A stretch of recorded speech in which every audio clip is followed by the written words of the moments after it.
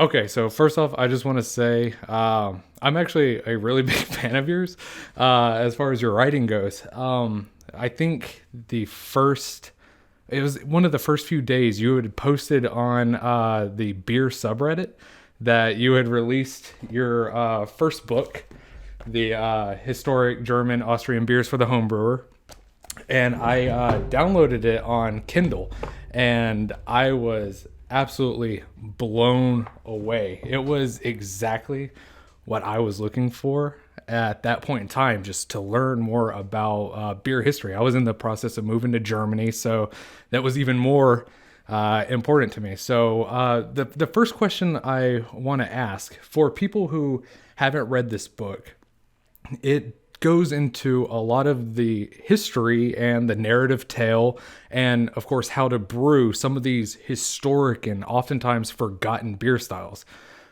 What was your inspiration for writing this book? It basically started off as a very no, I would say a kind of egoistic project, where I had basically taken an interest in like historic beer in general and homebrewing. Um, the homebrewing was first, and then I basically discovered how much material there is around regarding historic German brewing, and uh, in particular really old brewing texts. So we're talking like 19th century and late 18th century. And as a home brewer, they were quite approachable. Like you could recognize quite a lot of things, like how like the techniques they were done, they were used, how things were generally done. But it was also quite interesting to see how different they were from what you'd know about modern brewing. And so I basically started off with just writing things down, and taking notes. Okay, like these beer styles existed, or they are documented in these historic texts, and basically started building kind of a collection of old recipes, not even just German recipes, but some of these old texts also. Talked about Belgian brewing, which was quite exotic at the time for Germans, despite it being quite close geographically, or even English brewing. And I basically put together a kind of, yeah, small ebook in German, mostly for myself, and I like published that for free. And then I thought I can do this better. I can do this like in greater detail. And just to focus on German and Austrian beers would probably be enough for a whole book.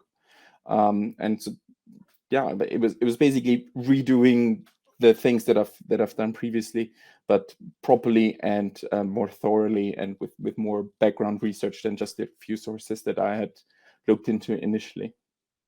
That was a perfect lead into my next question, which is I when I was on the Kindle version, I was able to see some of the sources, and there was like links I could follow to it, and that blew my mind how deep into the research you got. I was looking at, I think when it came to the Salvatore beer, I found one of your links went to an old newspaper, well over 100 years old. Like, how were you going about finding some of these old documents? It started off with Google Books. So Google, quite a few years ago, basically started going to all these libraries and just scanning the books and publishing them.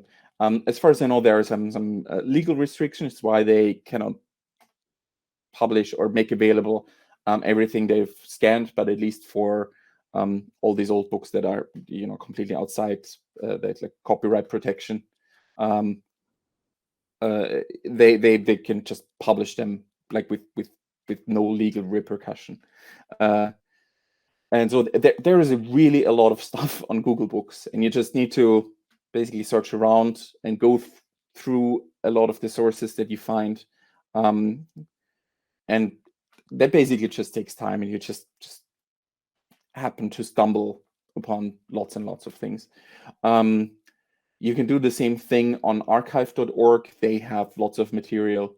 I think they've been restricted recently because they got into some legal issues. But it's the same general principle, and they have some of the material that was also scanned by Google Books. Same goes for, so there's this website called Babel. So it's babel.hathitrust.org. Same approach. They went to a whole lot of like university libraries and basically digitalized all the material, or much of the material they had. So you find a lot of stuff on there. There's also newspaper archives with a lot of things, and newspapers are surprisingly helpful. So it can be like just small short stories or short articles, or even advertising that gives you surprisingly specific information. And even if it's just, okay, this particular pub served this particular beer from this brewery at around this time. So you can pull out quite a bit of information from that. So what's been quite helpful for that has been an Austrian. So there is a pretty comprehensive Austrian archive of newspapers. I think going back to the 18th and even, I'm not sure about 17th century, but it's going very far back, and it's fully digitalized, fully indexed, so you can just search for for the words that you're looking for, and you will find lots of material, and you can really get a long way with all that. And the like one more step that I took was I went to a local beer history library, essentially. So I'm lucky to be in Berlin, and there's the VLB, which is basically a research and education lab for around beer, and it's been founded just by the local brewing industry in the late 19th century, and associated with them is this beer history club, and they have a huge archive, a huge library, and you can just go there, look up whatever you need, and look at it like there in place. You cannot like lend it like in a normal library and take it home and then bring it back. So it all has to stay in place, but all you need to do is basically go there at the opening hours, and you can use their computers, or nowadays you can even do it online, and all you tell them is, I want to look at the books with these numbers, and they will bring them for you, and then you can indulge yourself in lots of historic sources. Wow. Well, I think I know what I'm gonna do the next time I happen to be up in Berlin. Definitely adding that to my schedule. I think with COVID you need to pre-register at the moment, but it's an email or a phone call, and the day before, and that's it. So, you in this book, and I definitely want to talk about your other one as well. But so you talked about a lot of beer styles that me, an American, I had never heard of before, like Broyhan and Kottbusser and things like that. Were there any beer styles that you discovered or found but didn't have enough information to actually put into the book? Yes, there were lots of these beer styles. So in a lot of these 19th century sources, there are these like lists of beer names, beer style names floating around. So it's never clear whether it's an actual style where several breweries brewed the same kind of beer locally, or whether it's just the beer from a single brewery. But there exist long lists of local beer names, and especially a lot of these German beers had really funny names at times. Um, like one of the weirder ones is is called something like krabbel die Wand, as in like crawl up the wall, and it's attributed to when you have too much of it, it kind of makes you go crazy. Um, or the weirdest one I think was called Cacabella, which is basically medieval Latin meaning, how should I say it in a polite way? It helps with your digestion, as in it helps you defecate well, and that what the beer name literally means, and it allegedly, or the apocryphal story behind it is that apparently, I think a pope or so, or a high bishop gave it that name. Oh wow. Wow, that's so interesting. It always just makes me think how much has been lost to history, you Mm. know. It's depressing a little bit. Yeah, that was really the surprising thing about that whole process, especially with my first book, that there is so much around, that we in some cases know by name, in other cases have some old recipes, some old general descriptions, but still the beer isn't being brewed anymore. It's basically extinct, and we have like a few of these beers survived as local beers in Germany. I would say that the most well known ones are certainly Berliner Weisse, which like nowadays internationally is quite a huge thing as a low alcohol sour beer style.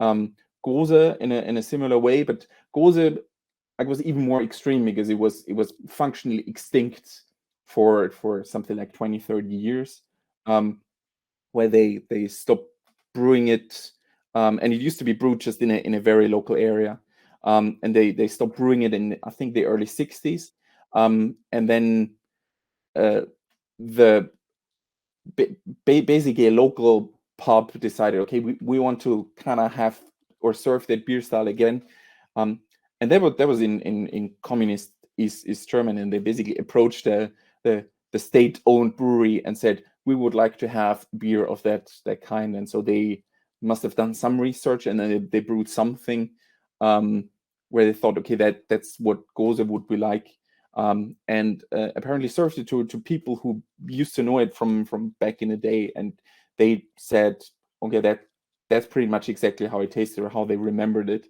um, and that's what brought it back, and that's how it kind of survived. But it was really, if there hadn't been this one uh, businessman within, this communist system, where you usually wouldn't expect a lot of like innovation, or like this kind of entrepreneurial spirit, or the approach of doing something new. If there hadn't been that one guy, the whole beer style probably would have been gone completely extinct. So Yeah. you mentioned how that guy, he had the ability to talk to people who had tried it before and everything. I would assume for a lot of the recipes in this book, because for all the beer styles that you talk about, you write one or two different recipes for a modern homebrewer to recreate them. Did you find that to be? I mean, that sounded challenging and intimidating to me. Like, how did you go about taking old, sometimes ancient recipes, and turning them into something that could be understood by a modern brewer? Some of the recipes, I have to say, are quite clear. So they really say, use this amount of this type of malt and that amount of that type of malt, and this much hops, and you measure it like that, and you boil the wort for that long, and your hop additions are these ones. So during the 19th century, there was already an idea of like providing very specific recipes, and that helped a lot. Of course, there's still this certain like gap of insecurity where, you cannot be 100% sure whether a description of an amber colored malt or an amber malt really translates to what we would consider an amber colored malt. um, in the sense that it would, like, using it would produce an amber wort, or for dark malt would produce a dark wort. So you can never be 100% sure whether that really closely matches, but it's the, that the next best guess you can take. So the malting side sometimes is quite inspecific, and it quite often doesn't clearly match up with modern malts.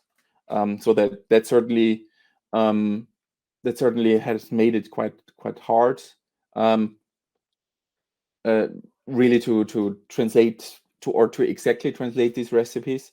So some of them might not be 100% authentic, or some of them might have been uh, smokier, or even smoky in the first place compared to what I have in the book.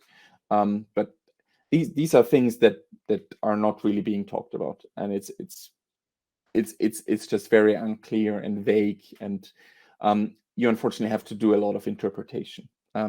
So I think I've done my work to, like, the best knowledge that I had, but of course you can never be 100% sure whether that really matches up with how things really used to be. Like, you can even go into, like, details, like which specific hop variety were used, or the malt that was produced, like which barley varieties were used for that. And certainly a lot of these old barley varieties were probably high in protein, and you probably got a worse extract efficiency, maybe provided slightly different flavors. That there's a huge amount going on. So, not only do you cover Germany, but you also cover Austria and some Prussian, and I think there's a Prague beer in here. You cover Vienna Lager, briefly in here, and then you came out with an entire book about Vienna Lager. I guess first off, what inspired you to write an entire dedicated book on Vienna Lager when it was already somewhat covered in the other one? Well, it was always something that, or that yeah, that the whole beer style just interested me. Because when I first heard about it, it was actually something that I didn't know about. And I'm originally from Austria. I live here now in Berlin, in Germany, for more than 12 years. Um, but how should I say, my socialization in terms of knowing beer and drinking beer, was like very much started in Austria. And that was simply something that I didn't know from Austria. So I wondered, like, what's this whole Vienna Lager about? And that started my interest in the whole style in the first place, and that's why I made it part of the first book. Um, and then friends of mine said, "Yeah, that is actually quite interesting, and you've done some initial research into it. Could you do more?" And that was kind of um, the booster for me to look more into it. And initially, I thought, "Ooh, it might be quite tough because I don't really have a lot of material." But then I looked into it further, and just spent a lot more time um, thoroughly looking at historic sources, and I found a lot more than I initially thought I'd be able to find. And in the end, it was enough for a complete book, and quite a thick one at that. Yeah. Well, I'm not trying to kiss your ass, but legitimately, this is a good book. Thank you. I mean, so for people who haven't read it, I do highly encourage them to go out and get it. This is not sponsored. I'm just a fan. But it tells the narrative journey of the guy who he traveled throughout Germany into England, and he was stealing beer samples and using different equipment, and it tells the evolution of the Vienna Lager. I mean, it is even for people who aren't huge into beer, this is just a good historical book that tells the narrative journey of Vienna Lager. So the first thing I want to say is, or ask, could you explain how the Vienna Lager has changed from its original conception into what we would kind of drink nowadays? Because it seems like there was a lot changed throughout the years. Yeah, I mean it's a huge topic. But I would say Vienna Lager in its original conception was basically a fusion of a few different brewing ideas. So one of them was certainly uh, pale malt, like English pale malt. What they did, so it was Andreas, who's credited with inventing Vienna Lager, but he went there with three of his friends, and one of them was the son of the then owner of the Spaten brewery in Munich. And one huge discovery that they, or one huge learning that they definitely made, was how to produce uh, a pale kilned malt that was not smoky. So malting technology at the time in Germany and Austria was still at a fairly primitive level. So there were still lots of smoke kilns around. So maltsters had to be very careful not to make malts too smoky, or not to make them too dark. So these were proper technological challenges, and challenges that have been or had been mastered by English maltsters at the time. So they took the knowledge that they gathered in England and Scotland about pale malts, and brought them back to Bavaria, to Munich, and to Vienna, and they used that. So that was one idea. That the second one was Bavarian mashing, or Bavarian mashing process.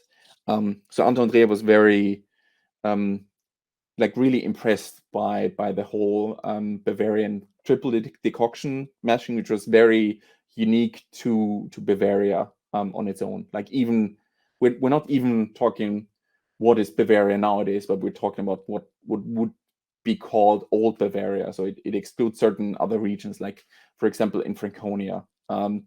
You have quite different approaches or different traditions to mashing that are quite distinct from the triple decoction that was common in Munich. So Andrea adopted that, and then he also got bottom fermenting yeast from Gabriel Seelmeier, from his friend, which he also used. So really the combination of these three things, a pale malt, decoction mashing, and bottom fermentation at cold temperatures, and then even like a long maturation phase, so proper lagering, is what really was Vienna Lager all about. So they really took, like, I would say there wasn't really anything innovative per se, but they really basically collected these best practices, and just combined them into one really really nice and drinkable beer, and it really changed, like, the whole social standing of beer in Vienna, and like in all of Austria, because at the time, like 1830s, 1840s, the big drink at the time was really more wine. So the area of Vienna and the, like, Lower Austria, which is basically the surrounding area of Vienna, but then also going into Hungary, there was a huge wine growing area, and then when you go for the west in Austria, there's always been some beer, but things like apple cider, like I think what you would call in the US a hard cider, like a fermented apple juice. That was the bigger thing there. So it was never so much beer focused. But because this was a really quality drink, and it must have been quite the premium product, because compared to other beer prices at the time, it certainly wasn't a cheap beer. So that's what would really set Vienna Lager apart, and that's what made it really popular, and like across pretty much all social classes. And so that must have been the standard for, I would say, much of the 19th century. And it also became a really popular export product. What changed it to a certain extent was probably how it was recreated in foreign countries.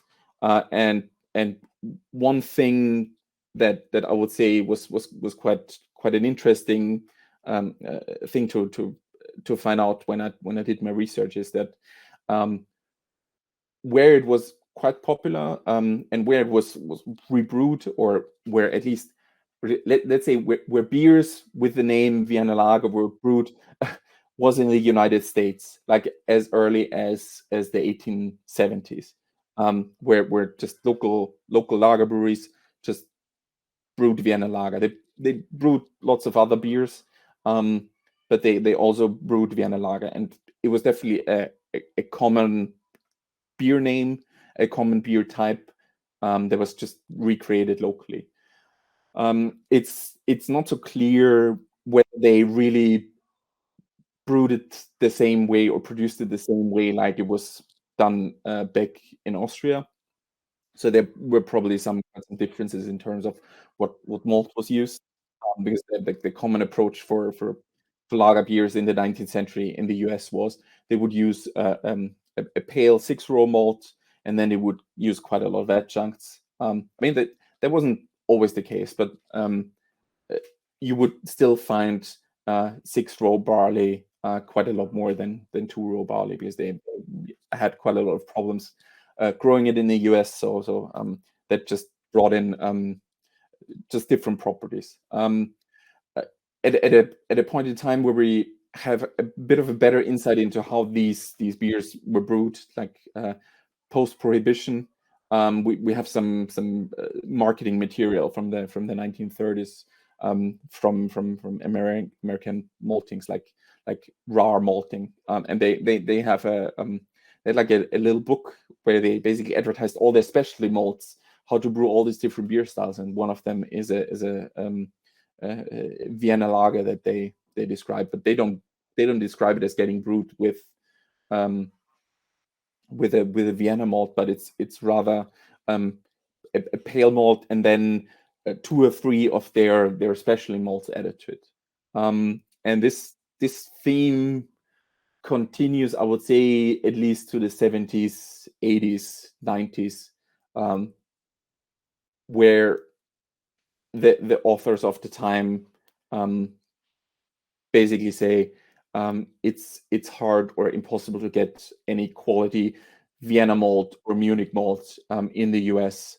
So we rather try to get the same color and a rough approximation of the flavor by using just a pale malt, like a 2-row pale malt or a Pilsner malt, with roasted malts and some caramel malts or crystal malts. But of course, it's just not the same thing. And I think you can taste it with quite a lot of these like older, more classic ones. I even have that here in Germany, where some of the like older local craft brewers say, "Oh, we have a Vienna Lager," but it tastes nothing like you would expect. So there's nothing of that like typical melanoidin flavor of Vienna malt in there, and it just seems to be pale malt and caramel malt to just get the right color.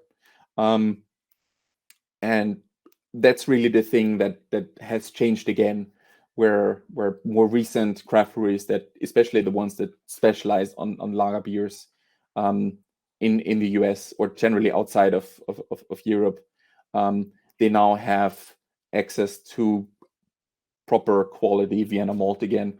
And so they start brewing with mostly Vienna malt or even 100% Vienna malt, which I think again picks up the general idea of what Vienna lager is meant to be, like mostly Vienna malt or very much a Vienna malt character, accentuated with like continental hops.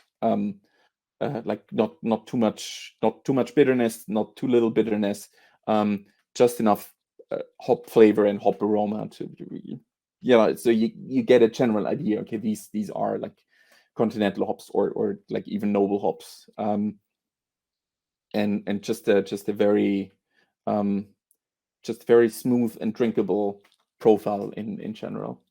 When I first ever had a Vienna lager, it was in the States, and I liked it. It was definitely good. It was different than what was happening a lot in the craft beer scene. You don't often see a lot of clean lagers, at least not 5-6 years ago, when everything was just IPAs. But when I moved over here, I was able to pick up. It was like the beer box for Christmas. I can't think of the word right now, but yeah. So, and it had two Vienna lagers in it, one from Austria, one from Germany, and both of them were so drastically different than what I was used to drinking back in the States, and they were even drastically different from each other. And that's what got me interested in it and started falling down the hole. And you're right. I mean, just place to place, it can be so different. So speaking about that, if you look at a lot of like more modern books on Vienna Lager, it always includes Marzen and Oktoberfest beer, like all into the same thing, And I think especially for us Americans, where the lines between those styles can sometimes not be so different. Could you explain just a little bit about whether you think they are closer together or further apart in terms of beer style? I would say historically speaking, they were very close to each other. Like this whole amber Märzen, which I think is more associated with Oktoberfest in the United States than the actual Oktoberfest beer that you get nowadays. So that amber Märzen, like that was originally started basically as a Munich interpretation of Vienna Lager. So we know that quite well through the history of the Sedlmayr family. So one of the sons of, I think it was the brother of Gabriel Sedlmayr. He basically went for an apprenticeship to Vienna or to the Schwechat brewery. It's actually a little bit outside of Vienna, but basically the original inventors of Vienna Lager. And when he came back, he thought, okay, in like to brew something that he learned about, or that reminded him of what he'd learned or what he'd brewed back in Vienna. He started brewing this like stronger kind of Vienna lager. So he produced the right kind of malt, but brewed it stronger. So we're talking about it must have been a roughly 16-degree Plato beer instead of the typical 13-degree Plato beer at the time. So in terms of like gravity points, we're talking about, okay, now I need to do some quick calculation. So the original Vienna lager was probably roughly 1053, 1055, whereas the one that was rebrewed by one of the Sedlmayr sons was probably more like 1064, 1065, something like that. But just ever so slightly stronger.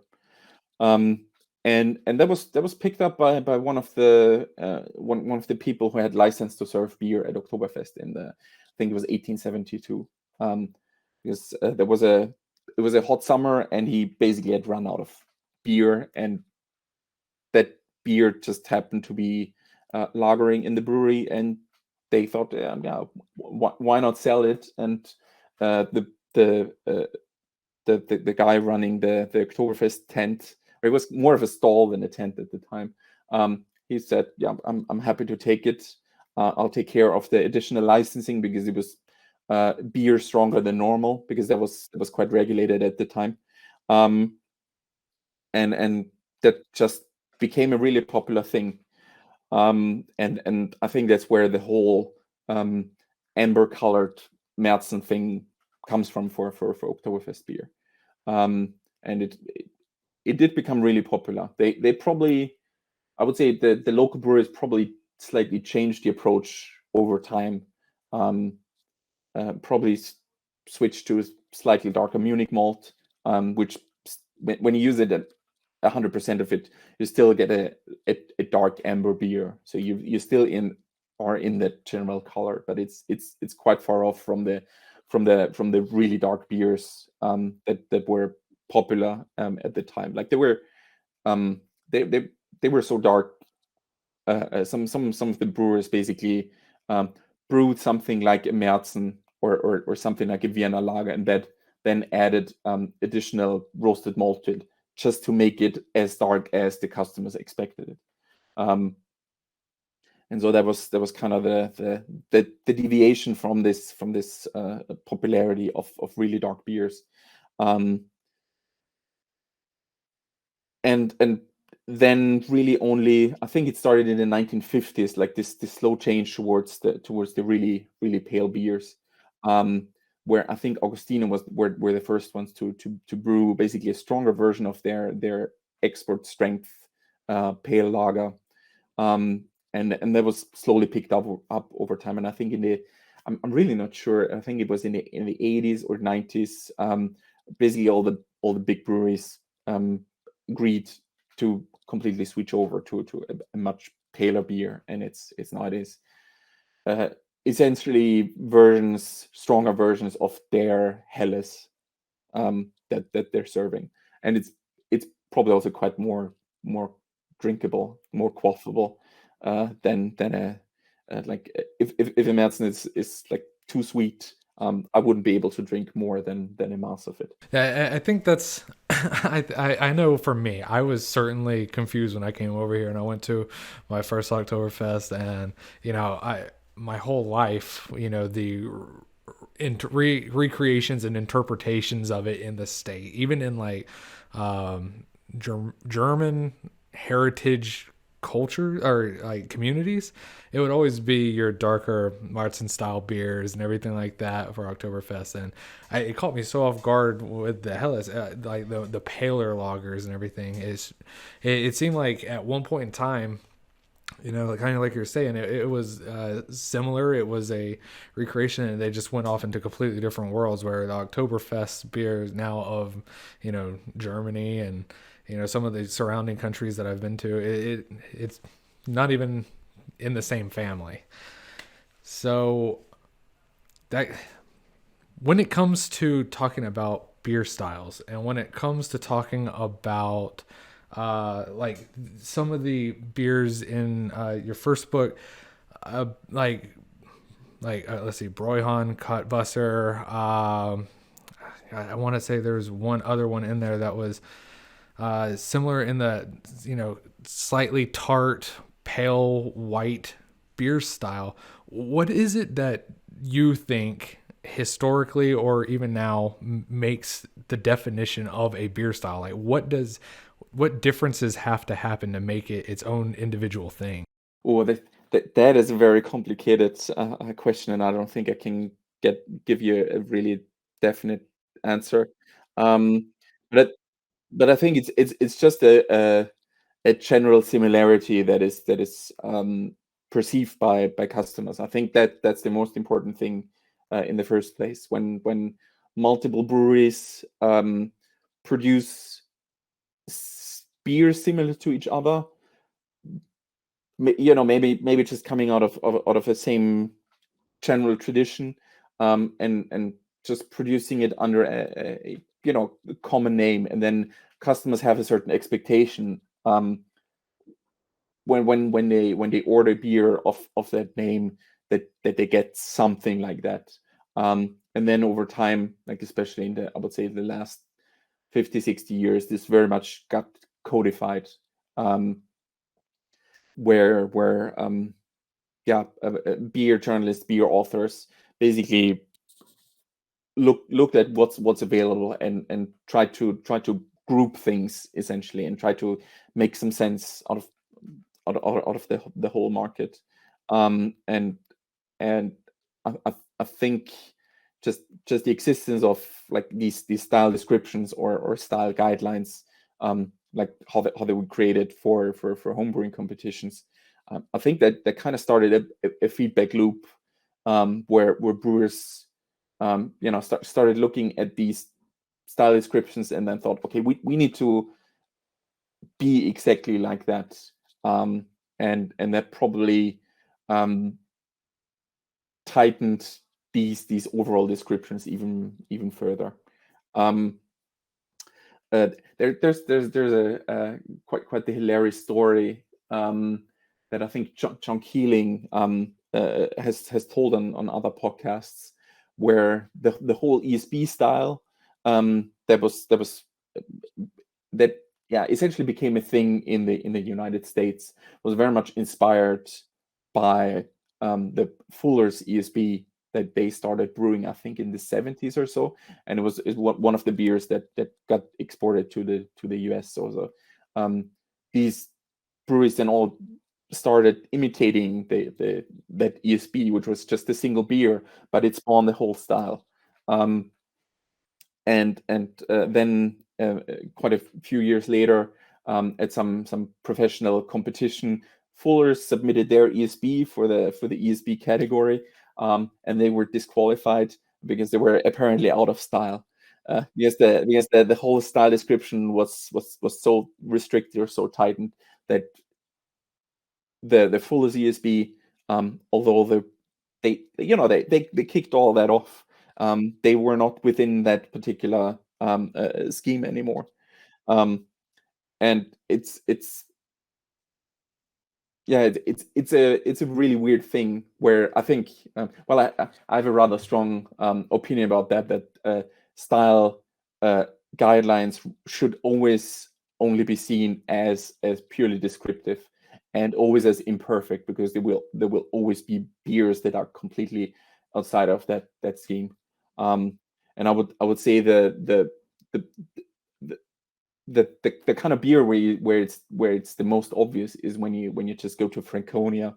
So for like international viewers, that's basically of what is in Bavaria nowadays, more in the northern part, and historically that didn't used to be part of Bavaria's, or the rest of Bavaria. So it has kind of its own culture. The language is slightly different.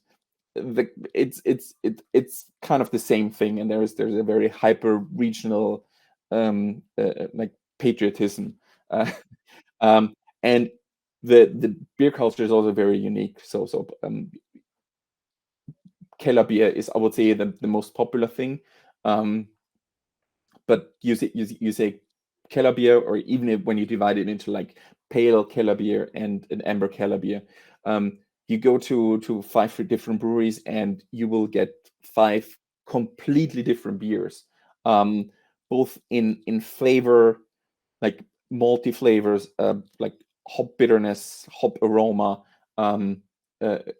color, like it completely diverges, and it's really, it really only describes, okay, this is a beer that, most of the time is basically unfiltered, and it's probably a bit younger, but it basically just originally came from the cellar. So it really can be anything, and it's the the least descriptive beer style that you can really get. And Kellerbier, Zwickel, and Yeah, Landbier. Like all three of those. I agree with you that beer styles are vague, they're ambiguous, and I think trying to put them in such narrow boxes limits creativity and individual brewery expression. But those three beer styles, I I styles, they're so wide ranging that I walk into two or three breweries, order land beer, I'm getting a little light amber to pale lager, and then I'll get like a dunkel, something just out of, and it's all the same, and I love it. It shows especially with land beer, it shows the beer of the land. The people running the brewery, they want to make what speaks to them and their locality. So, okay, one more thing. Speaking of regional beer styles and stuff like that. So you mentioned earlier you're Austrian, you're living in Germany. Is there a significant difference? As an outsider, I've been to both, and I've seen what I could feel is different, but I wouldn't know. Do you think there is a difference in like Austrian and German beer culture, or beer styles, or even interpretation, or acts of brewing? Is there a difference amongst them, or is it more of like a unified Germanic peoples type experience? no, I would say there are some things that are certainly quite distinct. It's probably not um, probably not huge differences. So I think overall it's probably relatively subtle, and um, like even I would, it would probably take me a bit of thinking to identify every single difference. I would say one of the things that we certainly have in common is that bottom fermented pale lagers are um, like the standard beer. Or when you go to a pub and you order a beer, that's what you get. That's what people expect. Um, we also have quite a lot of beer gardens in Austria. Not quite as many, or not quite as big ones like you would find them, for example, in Munich. But there's still a certain beer garden culture, and like a lot of the like bigger pubs slash restaurants are certainly closer to like a classic beer hall. So I would say these are things that we have in common, and in that sense, I think um, Austrian beer culture is I would say fairly similar to what you find in Bavaria.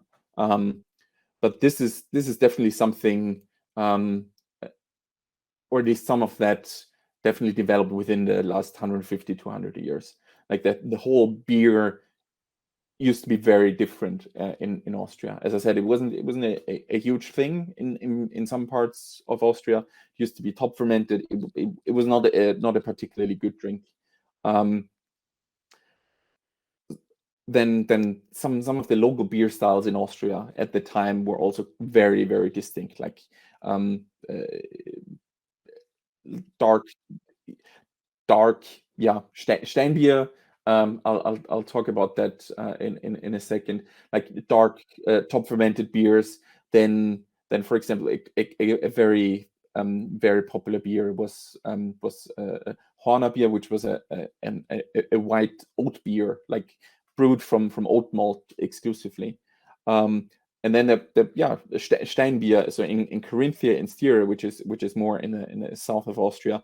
There was still some history, or some historic, or like old stone beer brewing. Like uh, if people have or if your viewers have read this book about historical brewing techniques, by the book from, when was it published, about a year ago, by Lars Marius Garsvold, about like which is it talks a lot about Norwegian farmhouse brewing. A lot of these like approaches or general elements of that, you could also find in like this particularly Austrian stone beer brewing traditions, in the sense that it was something that was done by farmers for themselves using just the local ingredients they had. They uh, did their mashing, or used as a heat source for their mashing, just heated up stones. They didn't boil their wort, which some of the Norwegian farmhouse brewers also don't do. I would say one of the bigger differences is that the beers they brewed were a lot weaker, compared to what um, a lot of the Norwegian farmers brewers do. But like this is like a proper, probably medieval or even older brewing tradition that survived up to the early 20th century, and there was, even to a certain extent, commercialized. So it was just farmers, but there were like commercial breweries just brewing that particular type of beer. But that went extinct essentially with World War One. When World War One, it completely stopped the whole brewing industry, and that's when that died out.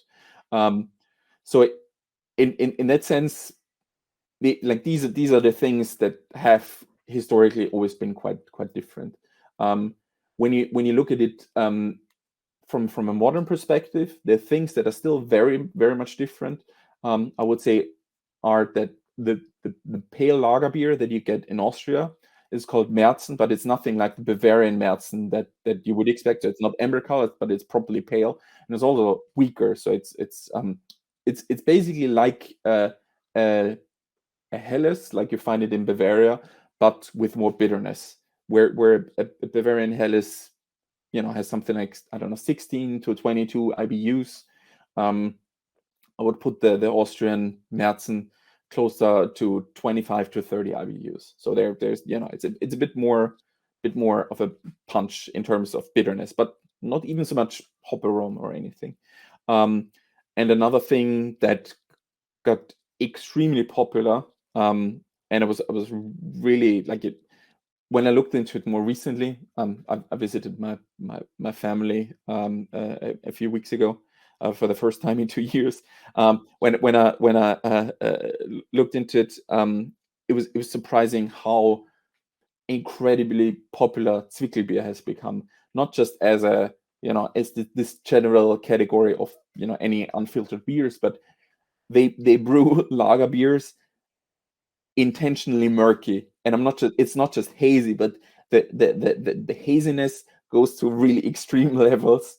But the rest of the beer is really really balanced. You obviously have a different mouthfeel because it's unfiltered, and because they don't have to adhere to German beer legislation. They're brewing bottom fermented beers with quite large amounts of wheat malt, so you get a really really hazy, extremely hazy look to it. Like, I have photos, you won't believe it. I'll send you one later.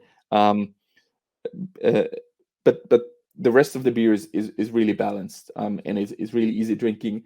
And nowadays, I would say, like, half of the pubs have one on tap at least, and you find lots of them bottled just in normal supermarkets. And you go to a normal supermarket, you have your wide range of the standard pale lagers. You have your dark beers. You have quite a lot of Zwickel, and you also, like, more recently, you have one or two Vienna lager brands. That's probably another thing, that Vienna lager, even though it's still, I would say, kind of a niche, it's still it's become available again, and it's a thing again. I would say these are the like more obvious things the more obvious differences that you would see. One more thing that I just remembered: the attitude towards canned beer is very different in Austria compared to Germany, for a very simple reason. Germany has a deposit system, so when you buy beer in a can, you have to pay 25 cents in deposit, and you get that back when you bring the can back to a vending machine in your supermarket. And Austria doesn't have that. So it you don't incur that extra costs in buying canned beer, and so you find a lot more. of that in Austria compared to Germany. Oh, I love that. That's super interesting. That explains a lot. I started ordering beer from Austria from different like styles and examples, and when I order beer in Germany, it always comes in bottles, always. But a lot of the beers from my Austria package were all in cans. I guess that explains it. I think it's also a psychological thing because canned beer in Germany had a really pure reputation. It didn't used to have a great reputation in Austria either, but canning technology has just improved so much that there's absolutely nothing wrong with it, and it preserves the beer perfectly and does not add any weird flavors or anything. Like you don't notice any difference in a blind tasting. Um, so it's really in some ways the superior packaging to keep your beer fresh and crisp. That's actually a good idea for a video I'll have to do later. Uh, so one last question. All right. Absolutely loved your book on beer styles. Loved your book on Vienna Lager. What is your next book going to be? And is it a beer style that you've already talked about, or is it anything? Or are you even planning on writing another book? I hope you are. Uh, I have been thinking about that. I don't really have a good topic yet. One thing that I've researched, but that was just more of a thing for myself, and I don't know whether I'll ever turn this into a book because it's so obscure uh, that I don't know whether that many people will be interested. And that is, I started documenting different historic meshing methods um, of specifically Bavarian and Franconian brewing, because there's a lot of that documented in historic books, and so I thought it would be interesting to see like how detailed are the descriptions, like how specific are these as a recipe that can be reproduced. Um, and so I basically looked at all the sources that I knew of and started writing things down and summarizing like these descriptions. I'm not completely finished with it. It's more of a on and off thing on the side. So I at least want to continue with that and see where it's leading me to. Um, One thing that I've also thought about, but I don't know how much more I'll be able to add is maybe to create a second edition of the historic German and Austrian beers for the home brewer, just with more information, maybe a few more styles. Like I recently found a few sources that describe early 20th century Kölsch. I think that could be interesting for some people. Um, but other than that, like I don't have a next big project yet. Well, either of those ideas you mentioned sound awesome to me. I would, I promise you'll at least sell one copy to me. But thank you a whole lot. I mean, I really appreciate you taking the time to sit down and talk with me. And I mean, it's really cool. As far as I know, I've been a fan of your writing since the first day you published it. So I just this is really cool. You've made my time here in Germany pretty exceptional. I basically use it as a vacation guide. My wife is a little bit angry at you, but but I just want to say thank you very much. It's been a really nice time talking. Yeah, but thanks for having me, and yeah, thanks for all the praise and the interest in historic German beers. I think it's a super complex and super interesting topic, and I think there are so many more things to be discovered, and all it needs is like some time and some motivation to do it. And I would say I encourage like your viewers and you to, like, if you have the time, um, just to look into things, not even German stuff, just to look around, like what has been there locally around you, and to see like what do you find out. I'm pretty sure there's something weird or interesting to be discovered. At least for me, like that's been very fulfilling and satisfying and exciting in the last few. Well, do you have anything you would like to plug? Anywhere people can find you or follow you? Uh, Sure. So like you can find me on Twitter. You can find me on Instagram. It's well, Twitter stuff most recently hasn't been just about beer. Uh, Instagram is lots of beer, lots of food, lots of barbecue. Um,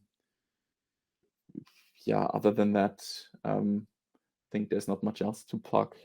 You can get my books, of course, on Amazon, and I think I now have it on other platforms as well. So if there are some people out there who really don't like Amazon, so I've started to cater towards them as well. Well, I'll make sure to put all the links down in the description and everything. So Awesome, thank you very thank you much. so much.